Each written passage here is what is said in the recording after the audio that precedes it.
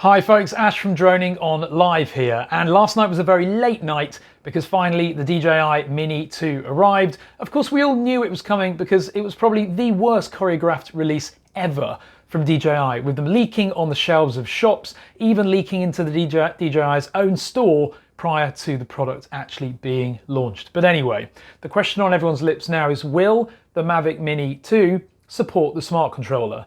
Now the Mavic Mini 2, or the Mini 2, has Ocusync, and it even has the same controller as the Mavic Air 2, which also uses Ocusync, and for that reason there's absolutely no reason why this lovely, beautiful controller shouldn't be supporting the Mavic Mini 2. However, it took months for them to get the Mavic Air 2 working with the smart controller, although that's largely because it took them longer than expected to migrate DJI Fly, the new app, into the platform in here. But that's now done. So in theory, it should be pretty easy for DJI to just simply firmware update this so that it supports the Mini 2. However, I've done a firmware update test this morning and there are no updates pending right now, unfortunately. And if I go into my aircraft management, every drone that uses Ocusync 2 is there and ready for connection, except unfortunately for the Mini 2.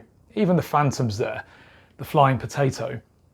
So many of you out there will be desperately wanting to use this. In fact, many of you may not want to buy the Mini 2 until they sell it without that big chunky controller. Because obviously if you buy it without that controller, because you've got the smart controller, in theory the Mini 2 package should be cheaper. However, DJI don't really have a history of separating these packages out in that way, and it's likely instead that they'll possibly just only sell the Mini 2 with the smart controller, or the Mavic Air 2 with the smart controller. However, that really does undermine the whole point of the smart controller, that it's one controller for multiple drones. So given that strategy, why wouldn't DJI allow you to buy the drone on its own? Probably because they make a little bit of markup from the controllers, which is very cheap for them to produce and manufacture and throw into the package. We will see. But without doubt, support for the Mini 2 will come for the smart controller very soon. I'm sure of it, because it's a massive reason as to why people will want to upgrade.